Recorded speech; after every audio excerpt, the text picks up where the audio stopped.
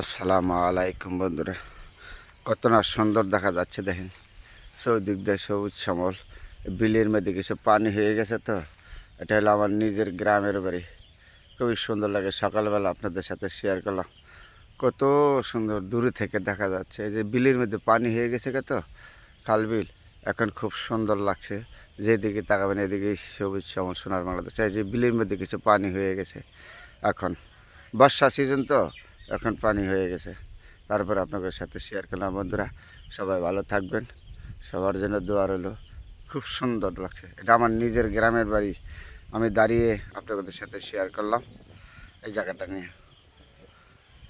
সবুজ শ্যামল দুর্যোগ। হ্যাঁ, এই বিলটা আপনার পানি হয়ে গেছে, একটা ফসল হয় এই জমিটার মধ্যে।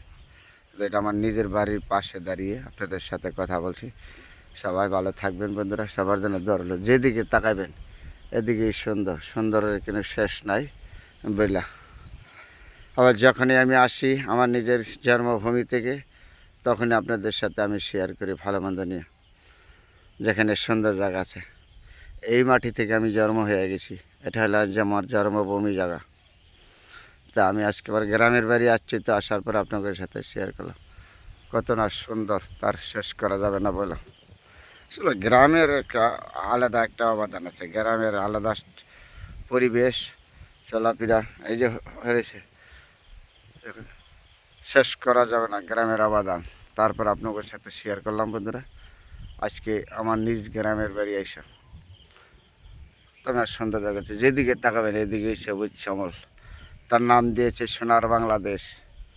আমাদের নিজের গ্রামের বাড়ি নরসন্দী শিবপুর।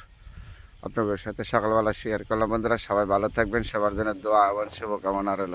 আমার জন্য দোয়া করিবেন, আমি যেন আরো সুন্দর সুন্দর, কত সুন্দর না।